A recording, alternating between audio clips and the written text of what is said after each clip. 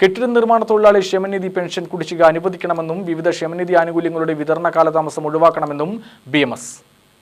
കൊല്ലങ്കോട് മേഖലാ കൺവെൻഷനാണ് ഈ ആവശ്യം ഉന്നയിച്ചത്.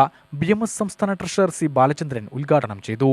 ഭാരതീയ മസ്ദൂർ സംഘത്തിന്റെ പ്രവർത്തനം താഴെ തട്ടിലെത്തിക്കുക എന്നുള്ള ലക്ഷ്യത്തോടു കൂടിയിട്ടാണ് പ്രവർത്തകർക്ക് വേണ്ടിയിട്ടുള്ള യൂണിറ്റ് തലത്തിലുള്ള സെക്രട്ടറി പ്രസിഡന്റുമാർ ഉൾപ്പെടുത്തിക്കൊണ്ടുള്ള ഒരു കൺവെൻഷൻ ഇവിടെ സംഘടിപ്പിക്കുന്നത്.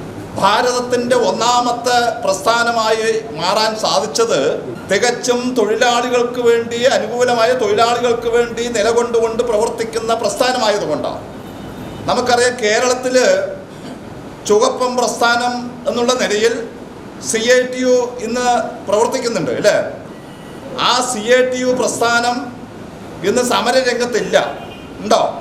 കൊടികളെല്ലാം ചുരുട്ടിക്കൂട്ടി വച്ചുകൊണ്ട് നമ്മുടെ നാട്ടിലെ കേരളത്തിൻ്റെ ഭരണത്തിൻ്റെ ആ ഒരു തണലേകിക്കൊണ്ട് തൊഴിലാളികളെ മറന്നുകൊണ്ട് ഇന്ന് ആ നിലയിലേക്കുള്ള പ്രവർത്തനം വരുമ്പോൾ തികച്ചും ഒരു പ്രതിപക്ഷത്തിൻ്റെ റോൾ എടുത്തുകൊണ്ട് തികച്ചും തൊഴിലാളി വർഗത്തിന് വേണ്ടി, തൊഴിലാളികളുടെ വർഗത്തിന് വേണ്ടിയുള്ള പ്രസ്ഥാനമാണെന്ന് പേര് മാത്രം വെച്ചുകൊണ്ട് അതിന്ന് വ്യത്യസ്തമായി തൊഴിലാളികൾക്ക് വേണ്ടിയുള്ള എല്ലാ കാര്യങ്ങളിലും ഇടപെട്ടുകൊണ്ട് കാര്യങ്ങൾ ചെയ്യുന്ന പ്രവർത്തനം ഇന്ന് BMS ആണ് ഏറ്റെടുത്തിട്ടുള്ളത് അല്ലേ? മേഖലാ പ്രസിഡന്റ് C. പരമേശ്വരൻ അധ്യക്ഷനായി.